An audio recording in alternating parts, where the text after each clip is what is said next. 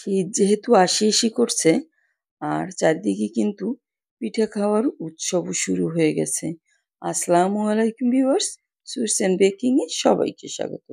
আশা করি সবাই অনেক বেশি ভালো আছেন। আজকে আমি তাই শীতের একটি পিঠে নিয়ে হাজির হয়ে গেলাম। আজকে তৈরি করব বৌসুন্দরী পিঠা বা ডিজাইন পাটিসাপটা পিঠা। তো চলুন মূল রেসিপিতে চলে যাচ্ছি। আমি একটা পাত্র নিয়ে তাতে দিয়ে দিলাম ১ কাপ শুকনো চালের গুঁড়া, আর দিয়ে দিলাম 1/2 কাপ ময়দা, স্বাদ মতো লবণ, দিয়ে দিচ্ছি চিনি 1/4 কাপ, দিয়ে দিচ্ছি গুঁড়ো দুধ 2 টেবিল চামচ পরিমাণে। সব কিছু দিয়ে সুন্দরভাবে মিক্স করে নিতে হবে। আমি এখানে বাজারের কেনা গুঁড়োটাই নিয়েছি, তাই উষ্ণ গরম পানি দিয়ে আমি আস্তে আস্তে করে এটা গুলিয়ে নিব। অনেক পানি একসঙ্গে কিন্তু দিয়ে দেওয়া যাবে না, তাহলে পাতলা হয়ে যেতে পারে। এই যে দেখুন, অল্প অল্প করে দিয়ে আমি গুলিয়ে নিচ্ছি।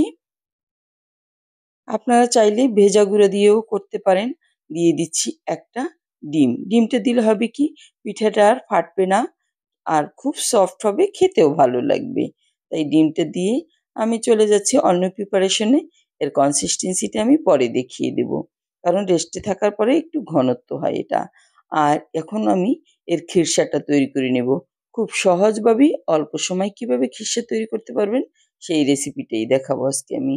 আমি এখানে 1/2 লিটার লিকুইড মিল্ক নিয়েছি, দিয়ে দিচ্ছি 1/4 কাপ চালের গুঁড়া, 1/2 কাপ গুঁড়ো দুধ, স্বাদ মতো লবণ, আরও দিয়ে দিচ্ছি 1 চিমটি পরিমাণে এলাচ দানা গুঁড়া।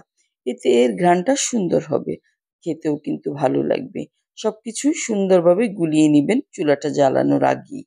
গুলিয়ে নেওয়া হয়ে গেছে দেখুন। এখন চুলা জ্বালিয়ে মিডিয়াম হিটে এটা খিসাটা তৈরি করে নিতে হবে। এই যে দেখুন, যখন এটা ঘন হয়ে আসছে, ঠিক সে পর্যায়ে আমি এতে দিয়ে দিলাম 1/2 কাপ গুড়। আমি এখানে খেজুরের গুড় ইউজ করেছি, আপনারা চাইলে চিনিও ইউজ করতে পারেন। আর গুড়টা পরে দিতে হবে, কারণ অনেক সময় দুধ হয় কি ছড়া কেটে যায়। তাই গুড়টা পরে দিলে আর ছড়া কাটার চান্স থাকে না। আমি এরকম একটা কনসিস্টেন্সিতে এটা নামিয়ে নিলাম, কারণ এটা পরে আরও একটু ঘন হবে। এখন আমি চলে যাচ্ছি যে গোলাটা তৈরি করেছিলাম, এর ঘনত্বটা আমি একটু দেখিয়ে দিচ্ছি। এই যে দেখুন, এটা খুব বেশি পাতলাও হবে না আর ঘনও হবে না, এরকম একটা কনসিস্টেন্সি হবে। আমি যেহেতু এটা বৌসুন্দরী পিঠা বা ডিজাইন পিঠা করব, তাই একটু আলাদা করে গোলা কালার মিলিয়ে নিচ্ছি। আমি 2-3 চামচের মতো গোলা এখান থেকে নিয়ে নিব ডিজাইনটা করার জন্য। আপনারা যে কোনো ধরনের কালার এখানে মিক্স করতে পারেন, যার যেমন কালার পছন্দ সেই অনুযায়ী দিয়ে দিতে পারেন। আমি আজকে দিয়ে দিব অরেঞ্জ ফুড কালার। সামান্য পরিমাণে ফুড কালার দিলেই হবে। এই যে 2 ফোঁটার মতো ফুড কালার দিয়ে আমি এটা গুলিয়ে নিচ্ছি। আর যে কোনো ধরনের একটা বোতলের মুখা ছিদ্র করে নিবেন, তা দিয়েই ডিজাইনটা করা যাবে। আমি এই যে একটা ছোট বোতল নিয়েছি, মুখাটা ছিদ্র করে নিয়েছি ডিজাইনটা করার জন্য। এখন চুলায় একটা প্যান বসিয়ে দিলাম, দিয়ে একটু টিস্যু দিয়ে তেল ব্রাশ করে নিচ্ছি, এই যে এভাবে। তাহলে পিঠাটা সুন্দরভাবে উঠে আসবে। এখন দিয়ে দিব উপরে এই যে কালার ব্যাটারটা, এরকম ঘুরিয়ে ঘুরিয়ে দিবেন।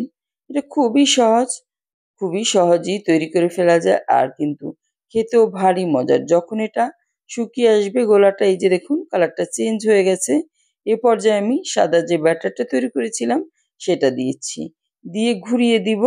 আর চুলার হিটটা অবশ্যই একদম লোতে দিয়ে রাখবেন। এই যে হয়ে গেল।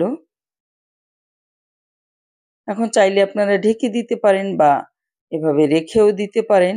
আমি একটু ঢেকে দিব, তাহলে এটা খুব তাড়াতাড়ি সিদ্ধ হয়ে যাবে। এই যে দেখুন, এটা হয়ে গেছে। এখন ভিতরে আমি খিরসাটা দিয়ে নিচ্ছি। খিরসাটা দিয়ে আস্তে আস্তে করে পাটির মতো আমি মুড়িয়ে নিব। তাহলেই তৈরি হয়ে যাবে আমাদের ডিজাইন পাটিসাপটা বা বৌসুন্দরী পাটিসাপটা। এই যে দেখুন, খুবই ইজি আর সুন্দর একটা ডিজাইন হয়ে গেল। কত সহজে তুলে দেখিয়ে দিচ্ছি। এটা যাদের দাঁত নেই তারাও কিন্তু অনায়াসে খেতে পারবে। আমি একটু কাছ থেকে দেখিয়ে দিচ্ছি পিঠাটা কতটা সফট হয়েছে। দেখুন ভিতরের খিরসাটাও একদম ভরপুর। ভেঙে দেখিয়ে দিব, এই যে একদমই সফট একটা বৌসুন্দরী পাটিসাপটা তৈরি হয়ে গেল। আশা করি আজকের এই রেসিপিটা আপনাদের কাছে অনেক বেশি ভালো লেগেছে। আর ভালো লাগলে বেশি বেশি শেয়ার করে দিবেন। সবাই অনেক বেশি ভালো থাকবেন। আল্লাহ হাফেজ।